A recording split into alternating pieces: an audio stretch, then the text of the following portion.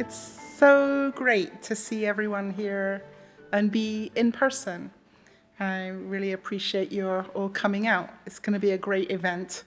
So this event is our yearly collaboration between the Frank Islam Athenaeum Symposia and the annual Bella Mischkinsky Memorial Lecture, and it's presented by the Paul Peck Humanities Institute. I'm Dr. Fiona Glade, Dean of Communication Studies, English Language for Academic Purposes and Linguistics here at Germantown campus. On behalf of Germantown, Interim Vice President and Provost Mohammed Kainamui, who I am happy to say has joined us, and as the curator for the Athenaeum series, I'm honored to welcome you. And first, with deep respect, I ask that you gratefully with me acknowledge the native peoples on whose ancestral homelands Montgomery College sits, and the diverse and vibrant native communities who make their home here in Montgomery County now. This distinguished speaker series is made possible through a gift from philanthropist and civic leader, Mr. Frank Islam. This year, our speakers are all exploring the timely theme of social justice and community wellness. You can find more information about the series and view recordings of previous speakers by visiting the MC Athenaeum website. Our presentation today is being recorded, and this video also will be available on the website soon. Before we go on, I want to recognize the work of a few outstanding colleagues who made this event happen.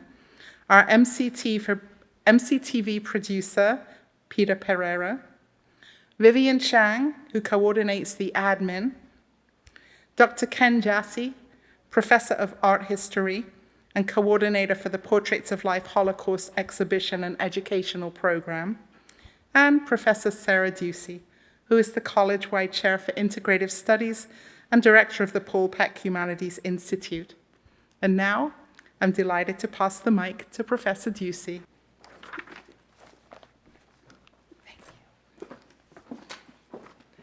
Thank you, Fiona. So I'm Sarah Ducey, and as she mentioned, I'm the director for the Paul Peck Humanities Institute. And here at Montgomery College, the Paul Peck Humanities Institute is really the home for Holocaust education programming, and today's program is a part of that. This is our 8th annual Bella Mischkinsky Memorial Lecture, and we've been doing this in conjunction with the Athenaeum all along, and it has been a glorious partnership. It really works beautifully, and I thank the Athenaeum and Dean Glade for their collaboration. I want to share with you just a bit about Bella Mischkinsky, the person for whom this program is named. Bella was a Holocaust survivor, and she was born 100 years ago. She was born in Łódź, Poland, and in 1946 she came to the United States. She lived here in Montgomery County for many years before retiring to Florida. She was an active volunteer for the United States Holocaust Memorial Museum and for Montgomery College's Alumni Association. She had very deep ties with MC. She loved MC and was friends to faculty, staff, and many students. She was also one of our students. As an adult, she and her husband, Henry Bermanis, enrolled in Dr. Myrna Goldenberg's class, Literature of the Holocaust. She told Dr. Goldenberg that the reason she signed up for the class is she wanted to make sure that the class accurately portrayed the Holocaust. She was reassured by her experiences in that classroom and in fact became very dear friends with the college professor that taught that class, and they celebrated together for many years. She later committed resources to the college in order to support Holocaust education, and this lecture is a part of that special legacy that she leaves to us.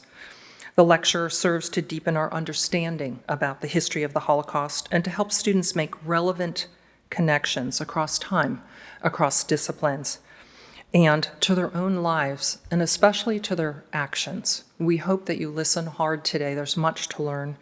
And I'd like to first, before our main speaker, introduce Professor Ken Jassy, who is our coordinator for Holocaust education here at Montgomery College. Ken?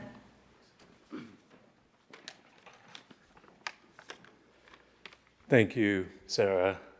Fiona and Vivian, I don't know where she's in here, and everyone else who's worked so hard to make this program possible. As Sarah mentioned, I'm Ken Jassy, a professor of art history and the art history coordinator on the Rockville campus, and I'm also the Holocaust education coordinator in the Paul Peck Humanities Institute, where I work very closely with Sarah. In brief, as I want to maximize the time available for our distinguished guest, for more than 15 years, I've been involved in organizing the college's annual Holocaust commemoration, and you should all stay tuned to hear more about that in the coming weeks.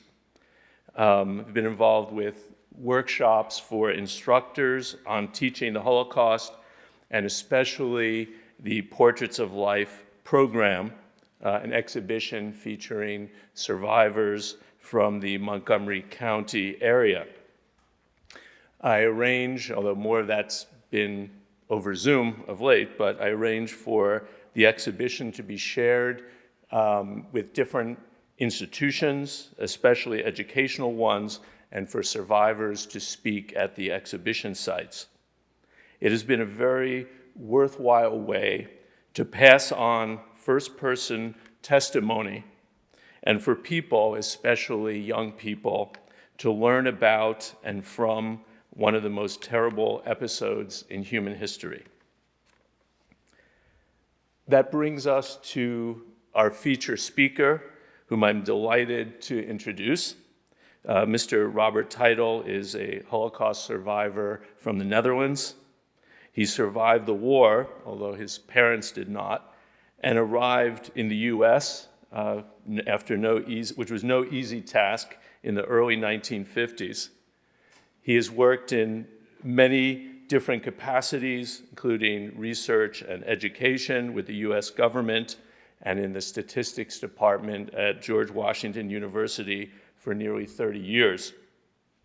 He's retired now, but active in the Holocaust survivor community, which is where I met him and first heard him speak. He has done extraordinary research on his family history, and you'll have the benefits of that, tracing their lives from Eastern Europe to Western Europe to Israel, the United States, and many other places. His multifaceted story takes us through world history, leading up to World War II, the Holocaust as it affected his family directly, as well as the challenging circumstances in the aftermath of that cataclysm and his concerted efforts to pick up the pieces of a shattered way of life. I'm sure you will give Mr. Teitel your undivided attention, and he will be happy to answer any questions that you may have after his presentation, but please come up to the microphones in the aisle to ask those questions. Thank you. Robert?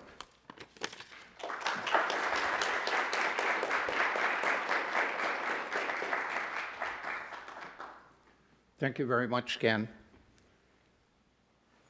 I'm honored today to present the annual Bella Mischkinsky Memorial Lecture. I understand how much she meant to the Montgomery College community, and I'm proud to follow some of my survivor friends, Susan Warsinger, Dora Clayman, and the late Edith Cord, in presenting this annual lecture. In our small way, my family too has a connection to Montgomery College. My two daughters each spent 4 years with the Summer Dinner Theater program in the Rockville campus. This presentation is about one Jewish family's interaction with the major world events of the 20th century. That is, it's my personal Holocaust history in the context of my family's history in the 20th century. As Ken said, in the interest of time, please hold questions to the end and come to the microphones to ask questions. This is a list of the major world events during the 20th century from an American, European, Jewish perspective. That is, the massive migration from Eastern Europe to the United States and the migration of my own family to Holland from Eastern Europe. Then World War I, then the tranquil 20s, then the 1930s, the rise of Nazism, simultaneously with Zionism and the migration to Palestine, World War II and the Holocaust, and post-World War II person replacement, and in my family's case, reunification in the United States. Someone from, say, South Asia might have a very different list of major world events during the 20th century. Typically, in a presentation like this, we deal with the who, the what, the where, the when, and the why. We'll not cover much of the why of the events to be described. They're either obvious or are serious topics for historians and take enormous amounts of time. So we begin with the who. My paternal grandmother, Pessel Fortgang, was the oldest of 8 children of one Joseph Fortgang and Itta Fortgang, apparently some degree of cousins. She was born in the town of Nadbrizi, Poland. It was then Austria-Hungary, just inside the border from what was Russian Poland. Her mother's parents were also named Fortgang. Everyone in the town of Nadbrizi seems to have been named Fortgang, which makes genealogy tracing somewhat difficult. Several of her younger brothers, particularly Wolf, Gabriel, and Berish, and one cousin, Chaim, are mentioned in this history. My paternal grandfather, Marcus Hirsch Teitel, was the second of 7 children of Simon Berstein and Similea Teitel. As many of you may know, Eastern European authorities often did not recognize Jewish marriages, hence gave children their mother's last name. Most later adopted their father's name. My grandfather was the only child who retained his mother's name. I do not know why. Makrzał likewise was a small town then in Austria-Hungary, now in southern Poland. These grandparents, that is Pessel Fortgang and Marcus Hirsch Teitel, will be present throughout this family history. They had 3 children. Their oldest, Judith Teitel, eventually marries one Arthur Reich, and the Reichs are part of this history. And the sons use their middle name, Joseph and Manu, as their common names. The youngest child, my father, eventually marries one Claire Donsbach, who eventually becomes my mother. My mother's family is a little bit more complicated. We know almost nothing about her parents. We do know that her father had a sister named Clara Marie Donsbach, who married a Dutchman, one Karel Gelst. So she was the first person in the extended family to move to Holland.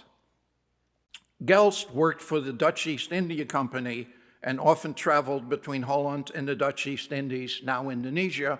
The records we tend to have of him are when he returned to Holland, as opposed to those records in Indonesia, although we have one record from Indonesia, as we'll show you. We also know that my mother's brother went to live with the Gelsts when he was 15 years old in 1913. There is circumstantial evidence that my mother may have gone with her brother to live with the Gelsts in 1913. We do not know that for a fact, but she might have moved to the Gelsts in her teens. We'll mention some of that evidence later. Both my grandparents' families participated in the mass migration to the United States before World War I.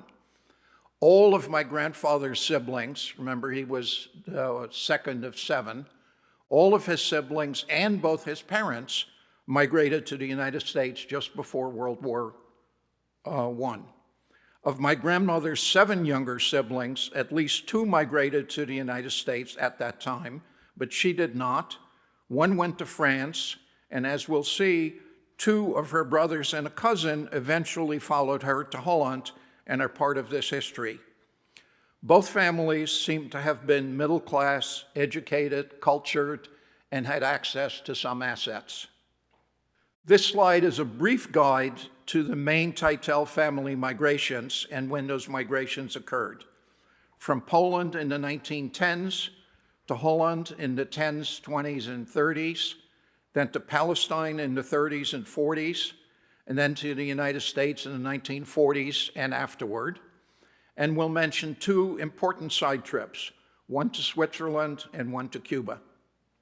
With three small children in tow, my grandparents migrated from what is now southern Poland to Prague in what was then Czechoslovakia, then to Vienna, Austria, and finally to Den Haag, Holland, in the middle of World War I. Let me emphasize that. In the middle of World War I, my grandparents migrated from Poland to Holland with three small children aged 1, 3, and 5. That certainly shows some level of chutzpah on his part, and as we'll see, there are other incidents of chutzpah in the rest of this history. Den Haag, by the way, is the Dutch name for The Hague. Although I have learned how to pronounce THs, I still can't pronounce The Hague properly, so I'll continue referring to it as Den Haag. My grandparents and their three children arrive in Den Haag in 1916. This is a copy of their Den Haag registration record. Holland is a small country, just a little bit bigger than Maryland and Delaware combined. And even within that small country, a small part of it, about the size of the metropolitan Washington area, contains most of the major cities that you have probably heard of, like Amsterdam and Den Haag, and Rotterdam and Delft and Utrecht. And almost all the events of the Teitel family occur within that small area. To present sporadic summaries of the places, persons, and events of our history, the family structure is mapped onto column headings for convenient table presentation.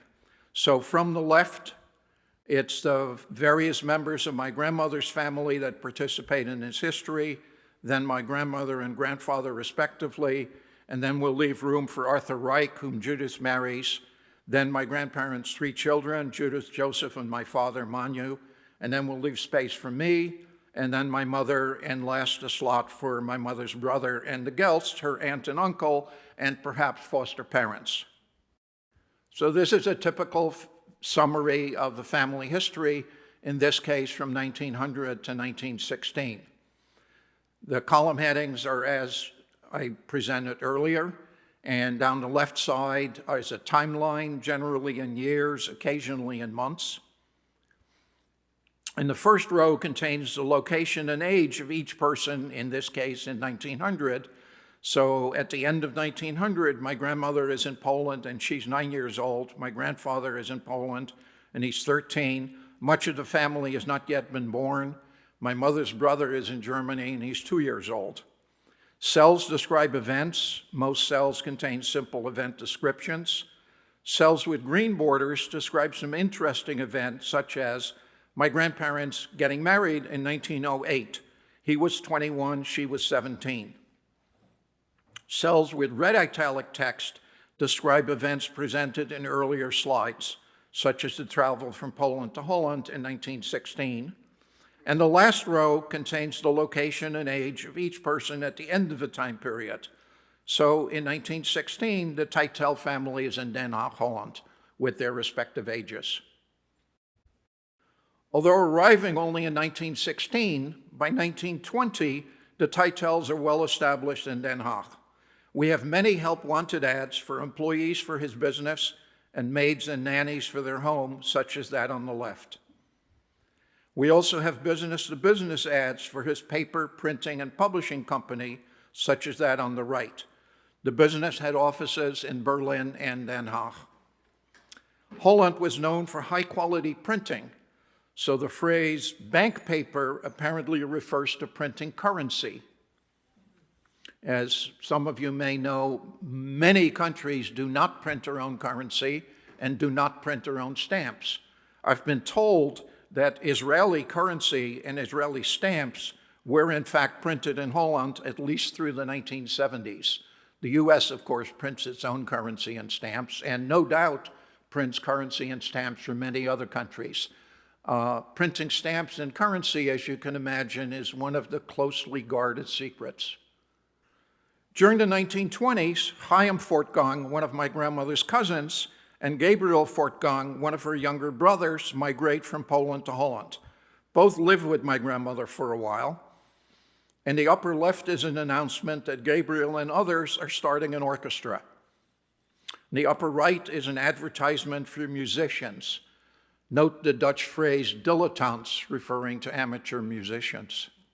In the lower left is an announcement of a benefit concert with Chaim as the conductor and Gabriel playing the violin. As I indicated, the family seemed to have been educated and cultured, and here's an indication where her brother and cousin are both serious musicians. The 1920s were basically uneventful for the Teitel family. The first row is a repeat of how the family history ended in 1916. In addition to the events already presented, Wolf Fortgang, another of my grandmother's younger brothers, comes to Holland and lives with her. She seems to be running a Fortgang hotel in Den Haag. In 1924, the Teitels become Dutch citizens, and the first known result of one of my father's chess matches is published in a newspaper in 1928 when he was 15 years old. And in 1929, the Gelts moved back to Holland from the Dutch East Indies to the town of Doorn. And as we'll see, my mother was living in Doorn at that time, perhaps house-sitting for the Gelts. Brit Ivrit Olamit, or World Hebrew Union, was an organization to promote the modern Hebrew language. It was proposed in a lecture in Berlin in October of 1930. My grandfather may have attended that lecture as he had a business office in Berlin, and he started the Den Haag chapter soon after the initial proposal. On the left is an announcement that my grandfather helped start the Den Haag chapter in December of 1930.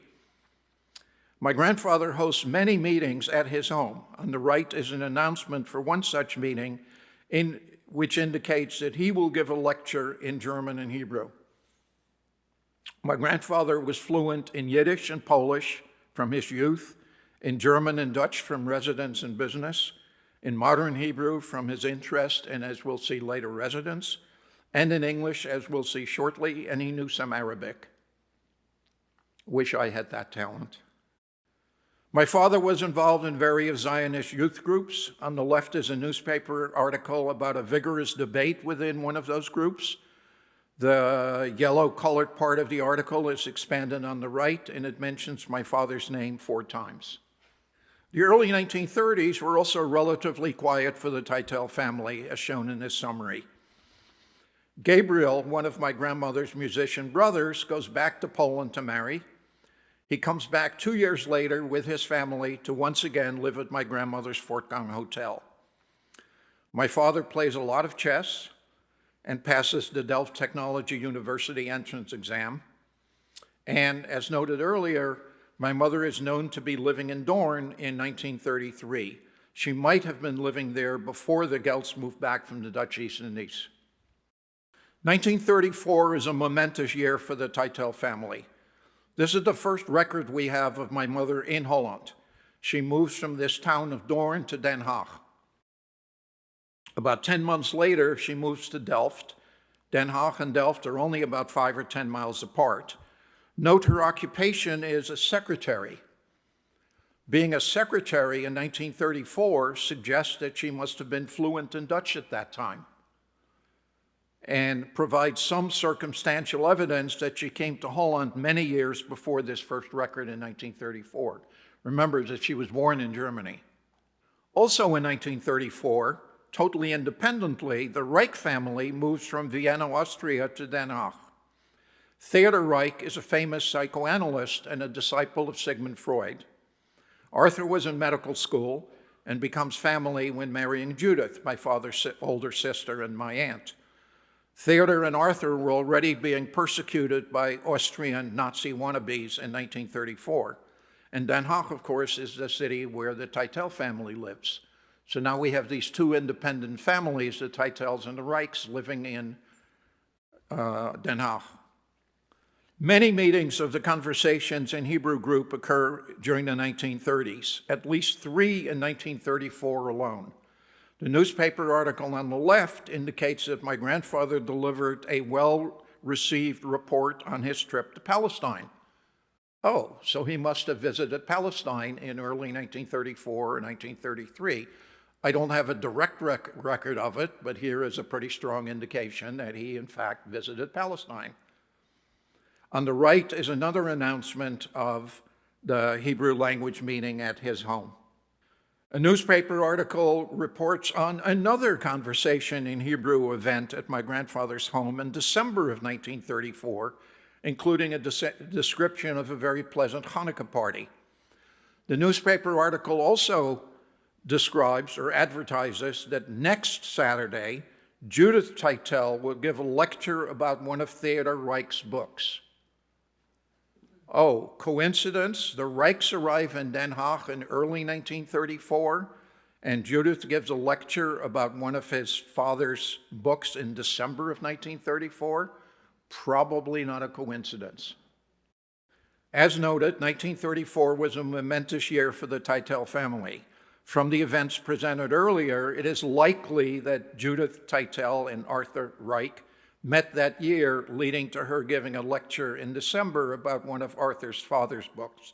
Family lore says they met on a tennis court. It is also likely that Manu Teitel, my father, and met Claire Donsbach that year. Note her moves to places where my father lives, that is Den Haag and Delft, where he went to school. Family lore says that she pursued him. This is the first official record we have of my mother and the first official record we have of her in the Netherlands. About a year after she moves to Delft, maybe to be near my father, my mother moves from Delft to the city of Rotterdam. Almost exactly a year later, she moves from Rotterdam back to Den Haag. Her occupation is now a photographer. She probably took serious photography lessons in either Den Haag or Delft. She moved to Rotterdam for 1 year because she received an assistantship to one Piet Zwart. Piet Zwart is an internationally recognized photographer and graphic artist in the years between the two world wars. There is an extensive biography of him on the website of the Cooper Hewitt Design Museum in New York City. There are additional online biographies and many other internet sources about Piet Zwart and his work. In addition to the internet sources, there is a 2008 coffee table style biography of Piet Zwart. My mother is listed in a footnote in that book. She is also listed in a footnote in an official 1979 official review of photography in the Netherlands between 1920 and 1940, produced by the Dutch National Photographic Museum. She is also listed as a footnote in that book, and I have copies of both books. We now switch from what appears to be a fairly normal life of a Jewish family in Holland in the 1930s to the first sign of what is to happen to members of my family in the coming years. A little-known anti-Nazi protest occurred in 1935 in the German university town of Wuppertal. To send a message to potential protesters, the Nazis made many arrests, committed much torture, resulting in a number of suicides. My father was a student member of that international committee, which went to Wuppertal to provide support for those arrested. Also in 1935, the Dutch Grandmaster Max Euwe won the World Chess Championship. How are those tied? Well, first, my father knew Max Euwe, and I have a record of it. He at least once tied a match with Max Euwe. And Max Euwe's wife was a member of that committee. So that ties the two together. The Nazis started an SS surveillance document in January 1936 of some of the committee members, including my father. This is a copy of the surveillance document, the first 2 pages listing 3 French members, and on page 3, it lists my father's member. Professor Strachey, a professor in Germany, who provided me this document, also provided the information that Max Oeh's wife was a member of that committee. I had not known that until Professor Strach told me that maybe 6 months ago in a Zoom session I had with him. And more about the connection with Max Oeh and chess coming up. We have many, many newspaper items of my father describing results of chess matches, standings in various tournaments, and solving newspaper chess problems. As a side note, Alexander Alekhine was one of the greatest chess players of all time. He came to Holland in 1937 for a world championship match against Max Oeh, whose wife, as I mentioned, was on the Wuppertal committee. While in Holland, Alekhine played an exhibition against the Delft Chess Club, of which my father was a member. Though somewhat hard to see, my father is the 4th player from the right in the first row. Compare that to a picture of my father from about 1938. On the top right is one of very many newspaper articles highlighting the fact that my father won his game against Alekhine. To another part of the world for a moment, I mentioned we had one item from Indonesia. Here is a newspaper picture of Carol Gulst, likely my mother's foster parent, and some other persons in holiday costumes. Gulst's name is in the caption, but it does not identify him in the picture. We know that my mother's brother was in the Dutch East Indies in 1940 and is believed to have been interned by the Japanese during World War II. My mother's brother was awarded honorary Dutch citizenship in 1952. The 1935-1937 summary. In addition to the events already described between 1935 and 1937, Arthur Reich, remember this independent family that happens to live in Den Haag, who might have met my aunt in a tennis court, visits Palestine in 1935. My grandfather happened to have visited Palestine in 1933 or 4.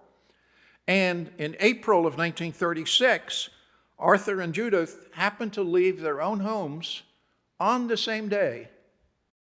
In effect, they elope and marry in Jerusalem.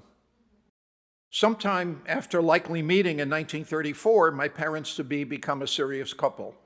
In March of 1938, my mother curates an exhibit of amateur photographs.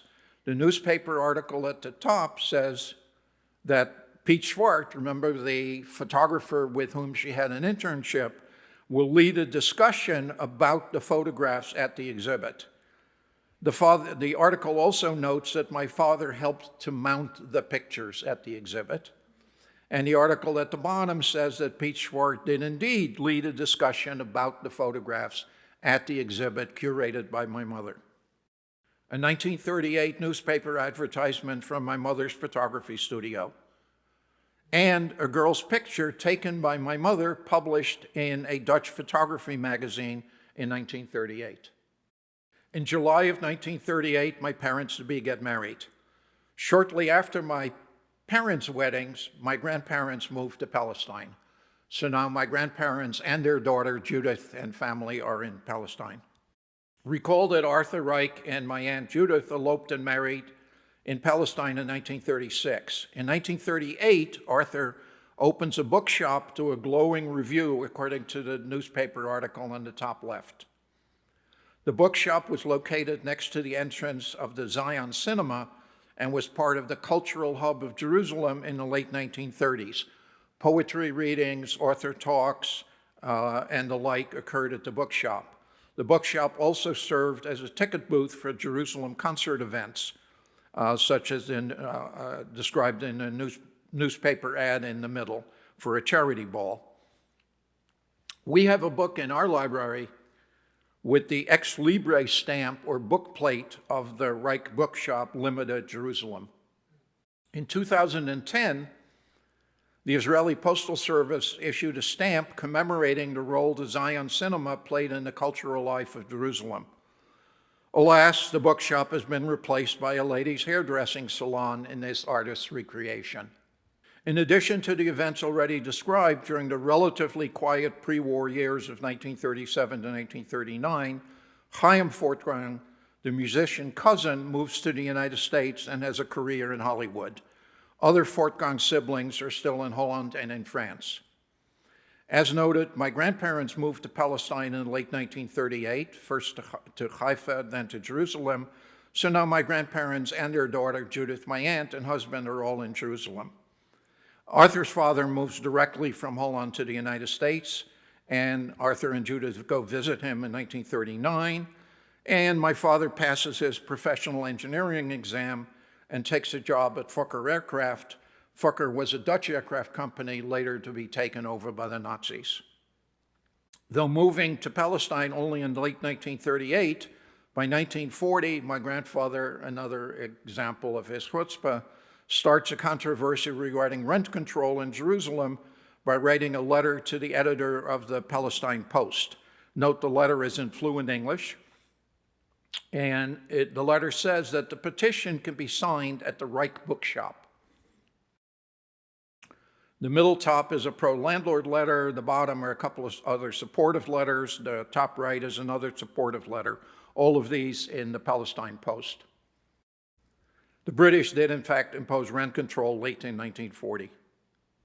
While in Palestine, my grandfather ran an import-export business, mostly exporting Jordan Bedouin jewelry. He got into an ex post facto tariff dispute with the Australian government. The letter on the left is in English and went to the Australian government. Note that the letterhead is in English. And the letter on the on the right, is in Dutch and went to the Dutch consulate in Jerusalem asking for help. And note that that letterhead is in Hebrew, English, and Arabic. From Palestine back to Holland from some brief happy news. I'm born in August of 1941. This is a partial summary and contains only some of the events in my family's history between 1940 and 1944. And unfortunately, these are generally the only good events that occurred during that time period. And my parents moved to Amsterdam and then moved to a suburb of Amsterdam called Muiden. In June of 1942, my father is arrested by the Nazis and sent to the Amersfoort political prison camp. To the top left is his Amersfoort prison registration record. He is subsequently transferred to Westerbork, the main Nazi transit camp in Holland. At the bottom is a post-war listing of persons ever held in Westerbork, including my father and his brother, Joseph, my uncle. They were not there at the same time. The annotation to the right indicates that he is to be sent to Mauthausen, a concentration camp in Austria. To the top left is my father's Mauthausen registration record. To the right is his Mauthausen death record. He was executed the day he arrived at Mauthausen, 23 October 1942.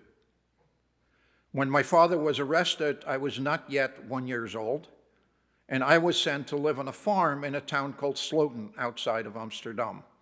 My mother appears to have been taken care of by some friends in Amsterdam. In January of 1943, Joseph, my father's brother and my uncle, is detained by the Nazis. At the top is his detention record.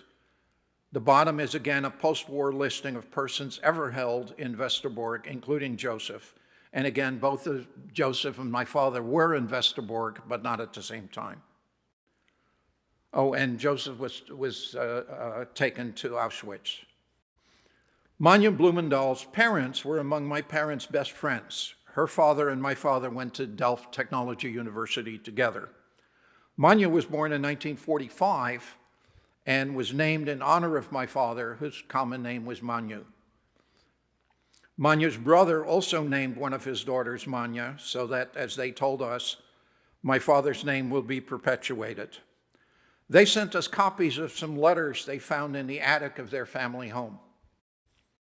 One set of letters involves efforts of her parents and other friends to create fake documentation to convince the Nazis that my father was not Jewish.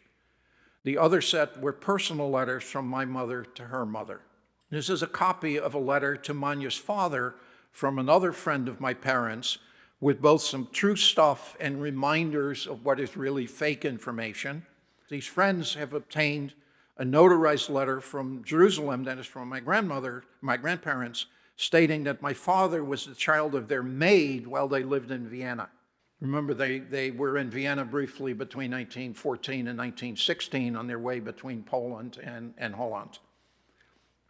Manya's father is asked to corroborate the maid story and create other similar material. The letter also says that a friend, a lawyer friend, one Irene Korthoff, will censor the letter so that one Hans-Jörg Kallmeyer, the Nazi in charge of determining who is or is not a Jew in the Netherlands, will not read what he does not need.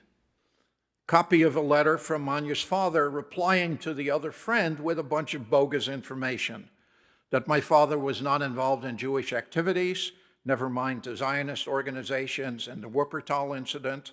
He repeats the tale that my father was the illegitimate child of a maid, and he states that my father's original name was just Manu and that Abraham was added later on a fake birth certificate. Copy of a letter from the lawyer, Irene Korthoff, to Manu's father, stating that she wants some changes to the letter he wrote about my father. Maybe you have noticed that all these letters were written after my father had already been executed. A high-ranking Nazi officer told them that my father was still alive. And as we'll see, my mother believed that lie for many years to come. Hans-Jörg Kallmeyer was an anti-Nazi Nazi bureaucrat, that is the guy in charge of determining who is and who's not a Jew in the Netherlands. He actually saved Jews by accepting similar fake documentation and is listed by Yad Vashem in Israel as a righteous among the nations. These are copies of two letters my mother wrote to Manya's parents in 1944. Some Dutch acquaintances insist that the proficiency in the Dutch language, that is the vocabulary, the syntax, the pacing, the tone, in these letters simply could not have been acquired by a German-speaking person as an adult. So this is another indication that my mother probably came to Holland well before 1934 to learn Dutch as a child, or maybe at latest as a teenager, and not as a German-speaking adult. Some of the devastation suffered by my family from the Nazis is now added to the previous partial summary of the war years. In addition to the events already covered, Berish Fortgang, one of my grandmother's younger brothers, the one who went to France, is also killed in Auschwitz. Wolf Fortgang, one of her brothers who came to Holland, is killed in Auschwitz. We have lost track of my mother's younger brother, Gabriel, remember the one that came to Holland and then went back to Poland to marry and start a family, and then came back to Holland. We have lost track of him and do not know what happened to him. He might also have perished. So in 1944, I'm a 3-year-old hidden in plain sight on a farm in Sloten, and my mother is probably somewhere in Amsterdam. People searching for other persons via newspaper advertisements was very common after World War II. The top half is a search advertisement for 2 people known to have been held in Westerbork. The bottom half is such an advertisement from my mother searching for my father. She knows that my father was held in the Amersfoort prison and that he was sent to Mauthausen. She apparently is still hoping that it was true when the Nazi officer told her friends in 1942 that he was still alive. So this advertisement is in 1945, just after the war ended. My mother writes a long personal letter to Manya's mother in January of 1946, so this is about 6 months after the war ended. Among other personal items, she thanks Ada profusely for naming her daughter Manya in honor of my father. The continuation of the long letter my mother sent to Manya's mother in January of 1946. I am now 4 years old and I'm living with my mother. So after being hidden in plain sight during the war in this farm in Sloten, by January of 1946, I'm now living with her. The squiggles at the bottom on the right-hand page were apparently my contribution to the letter. And the text between the squiggles says that Ada Blumendahl is my favorite aunt, and my mother forges my signature, Robertje being the Dutch diminutive for Robert. It is not clear whether my mother knew that she was dying when she wrote the long letter to Ada Blumendahl in January of 1946.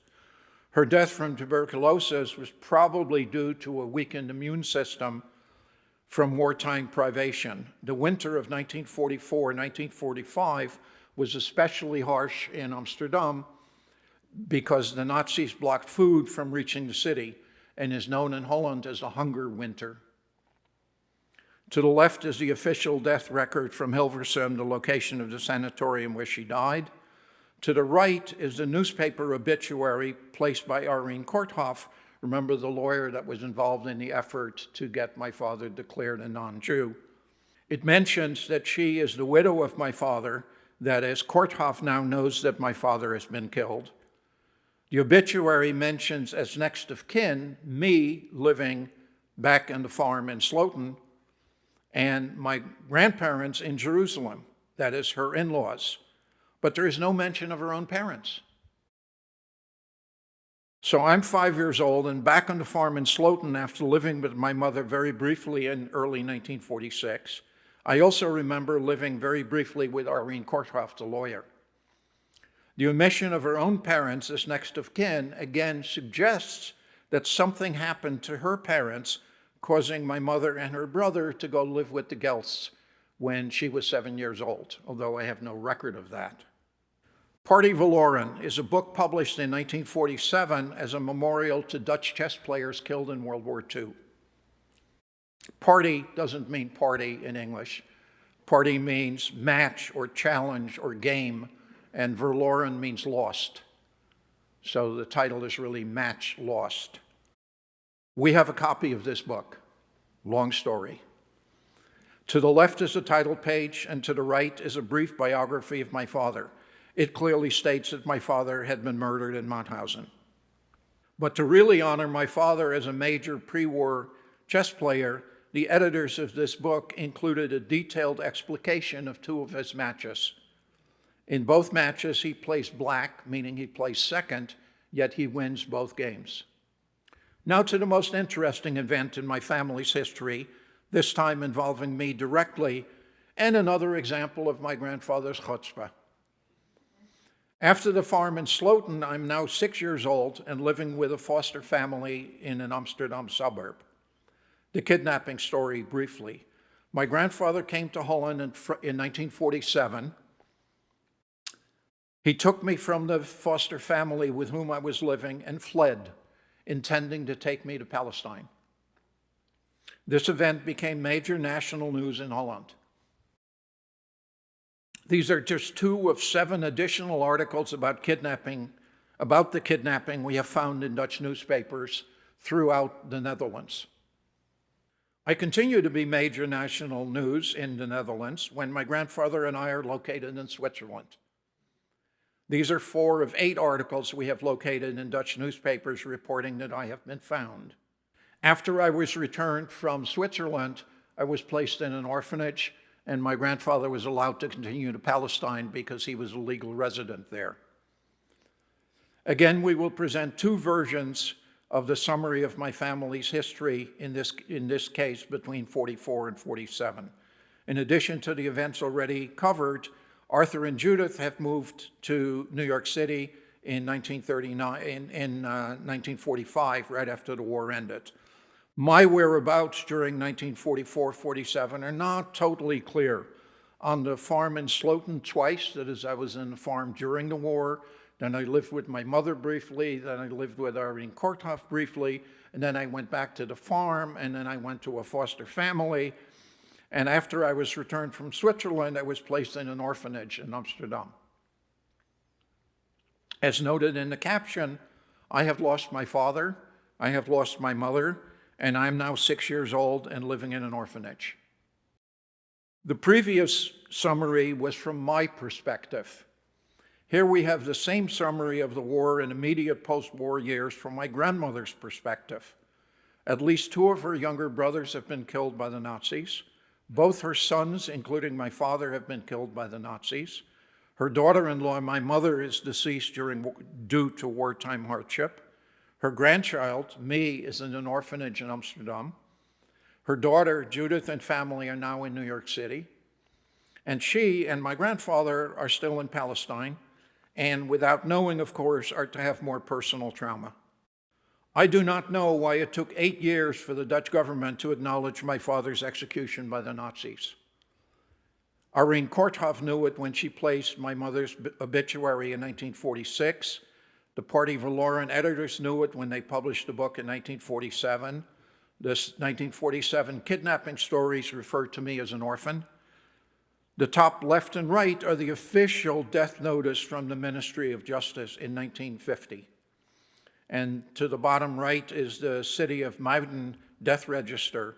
The Amsterdam suburb where he last lived has a phrase in it saying, entered at the request or order of the Ministry of Justice.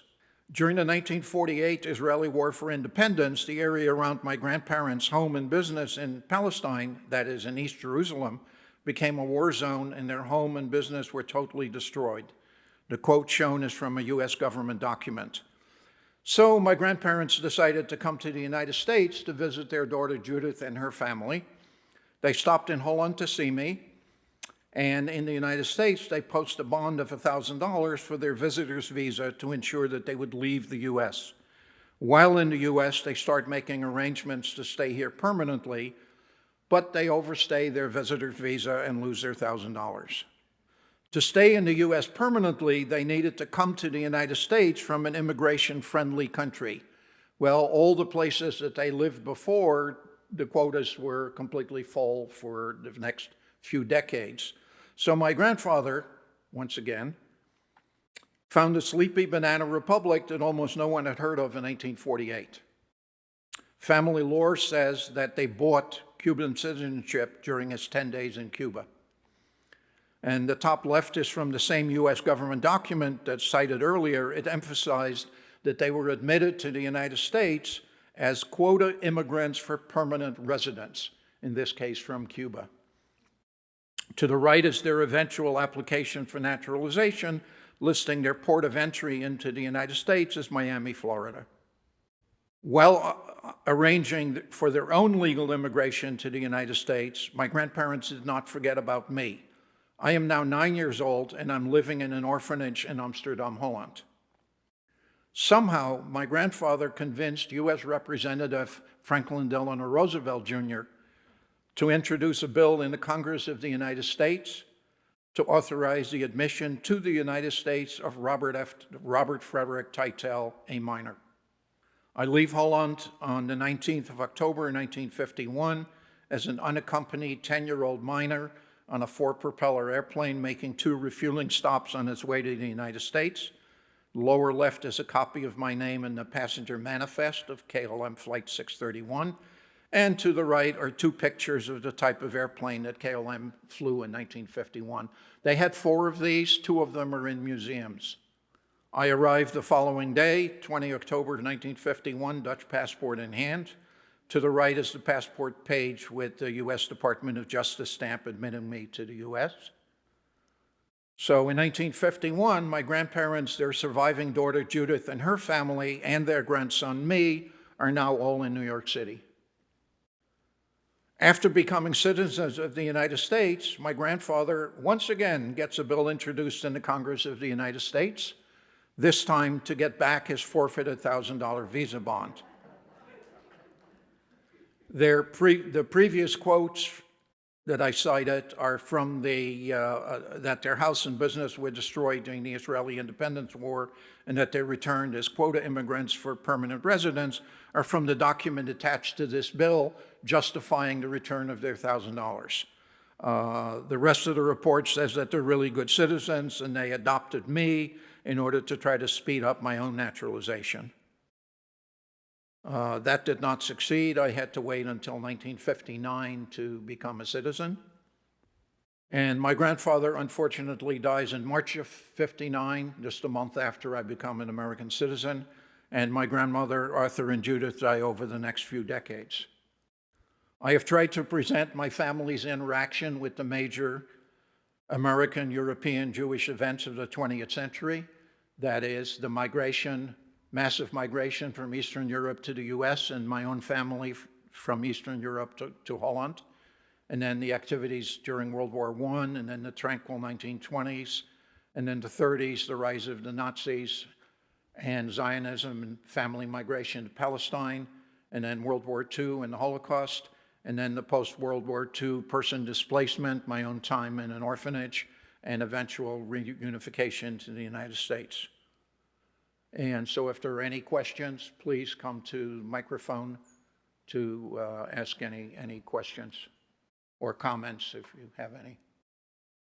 Why did the Dutch not return you to your, didn't give you to your grandparents at first? I mean, it makes sense that they would give you back. Okay, good question.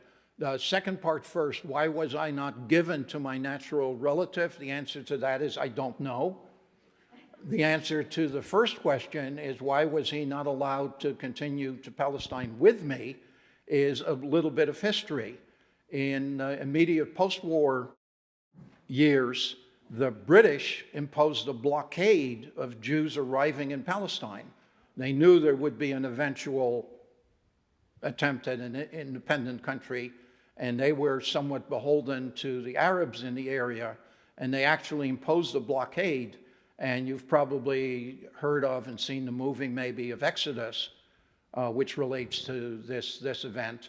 So the Swiss, being, allow me if anyone here is from Switzerland, listening to the British blockade, refused to allow me to transit Switzerland to continue to Palestine. And therefore I was returned to Holland. But my grandfather, having been a legal immigrant in Palestine in 1938, he was allowed to continue to Palestine. Now, why was I not given to my grandparents as my only then living relatives? I have no idea. And do you have some memories of those events? Oh, do I have memories of the event? First step is my memory of a fair number of my childhood events is very poor, trauma-driven, no doubt. I was able to, in the 50s, after I came to the United States, to be able to check a couple of things with my grandfather in terms of memory, and one of the most vivid ones I had was being at a very large picture window overlooking a harbor on the trip. And my grandfather says, that's right. We spent a couple of days in a office of a diamond merchant friend of his in Antwerp, Belgium. And so he had an office with a big picture window overlooking the Antwerp harbor. I've asked, I don't remember what archive, some archive in Antwerp, if there are any newspaper articles in Antwerp about my presence, but since we simply transited Antwerp, I'm not expecting any there. The other memory I have is, which turned out to be a good thing, of my time in the orphanage. As an escape mechanism, I started reading a major Dutch newspaper, the Dutch equivalent of the Washington Post, for example, from cover to cover, every day as simply a way to kill time in an orphanage. Well, when I came to the United States as then a 10-year-old, my grandfather, being somewhat linguistically attuned, as you noted, said, oh, that's a good thing. Here's the New York Times, and here is a Dutch-English dictionary. I'm going to quiz you on this every day. So I effectively learned English from the New York Times, which not a bad way to learn English. First of all, thank you for sharing your story. The question that still comes up for me, for survivors, is how do you respond and react to people today who still deny that this happened? How do I respond to people who still today denied it happened? Obviously, excellent question. I'm not sure I can use the words in public. Incredulous is probably the best I can do. I'm not a historian, so I can't, I'm basically trained as a mathematician and computer scientist, so words to that effect are difficult for me to find. But I just find I cannot fathom how people refuse to believe that it actually occurred. And I have no idea what to do about it except present my own story to people and let people realize, well, here's one example where, yeah, it probably did occur. But thank you for the question. For being here today and sharing your story. The number of Holocaust survivors is shrinking, right? Are there ways to keep your stories alive? Yes, there are many ways to keep the stories alive. One is obviously this, which now presents the story to some of you. And there are several major efforts. One is, of course, the U.S. National Holocaust Museum, Holocaust Memorial Museum. And the other is the Shoah Foundation, sponsored by Steven Spielberg. And both have very large archives of basically videos of Holocaust survivors presenting their stories. And of course, you've done this here for, I understand, at least 8 years. And I know personally at least 3 of the people who have presented their story here before. But the Shoah Foundation archives and Holocaust Memorial Museum archives and the art exhibit that you have here, and many other museums around the world are preserving the history and legacy of the Holocaust survivors. Thank you. Some of the information was gathered from a Miriam Teitel, Zarin. Oh. I'm curious, who is that? Okay, one of my daughters is here. I mentioned both daughters. This is my daughter Adriana. My other daughter is Miriam. When Miriam, am I allowed to give women's ages indirectly? When Miriam graduated from college in 2000, she apparently had not enough of doing research for term papers or her honors thesis, so she decided to take up another research project, and that research project was to research her mother's and my family. So she started this research, as I think you realize the amount of research involved in the material I showed you. She started that research project and did it for a number of years and got me interested. Say, hey, Dad, see what I've discovered about you. Oh, wait, what have you discovered about me? This is dangerous. And then slowly I got involved and started doing some research. And every few years, we do some more. And as I hope I've indicated with the citations, we've been very fortunate in being able to contact people who have information or are pointing us in the right direction or who have helped us, like the various books that we now have, the ones that my mother is in listed as a footnote, or the chess book. We've had people help us acquire those things or acquire information. Professor Strachey, who sent me the surveillance document and then later provided the information tying chess to the Wuppertal. We've done that through email over the last decade. Every few years, we take another deep dive. I can't call it the dark part of the internet, but it's a deep dive. It's the kind of thing you start looking up one thing. Well, many of you, either faculty or students, know that you want to research a particular topic and you start at 9 o'clock in the evening thinking this is going to take you a couple hours. Oh, wait, it's daylight. The latest thing we found, you may not remember it, but in the slide I showed with my mother's photography Studios advertisement. There was a picture of a girl's head through a newspaper. I don't know how well it showed up here, but that's something we only discovered maybe 6 months ago, or maybe a year ago. And that came, in this case, again, from Miriam. She, for some reason, started researching online Dutch photography magazines and happened to find this one magazine with my mother's picture in it. So yeah, my other daughter, sorry, Adriana.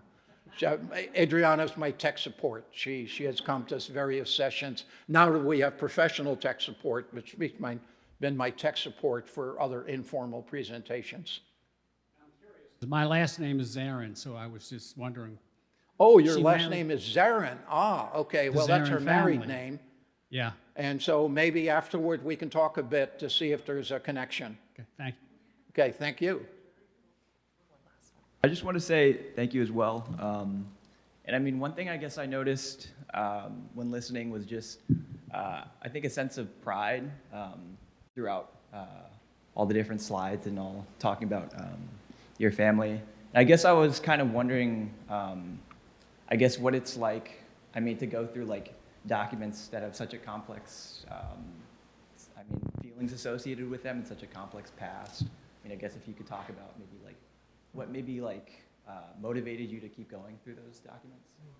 Well, the motivation was that my daughter started this, and once she did a fair amount of this research, I basically said, oh, wow. And then she says, Dad, you've got to contribute. And so I started contributing. And as I said, we sometimes do nothing for 3 or 4 years, and then we do some more digging. And this has been going on for 20-odd years. So it's really a self-motivation to learn about my family. Much of this stuff I didn't know. My grandparents, after I came to the US, really didn't want to talk about a lot of this. I didn't talk about my background or maybe until 20 years ago. I've re-met people I knew 40 years ago, and they have no clue that I'm a Holocaust survivor. So that's also common among Holocaust survivors. It's not a hide it or shame. It's just something you didn't talk about. But now I have, and I've been doing these presentations for the last 5 years or so. Okay, thank you.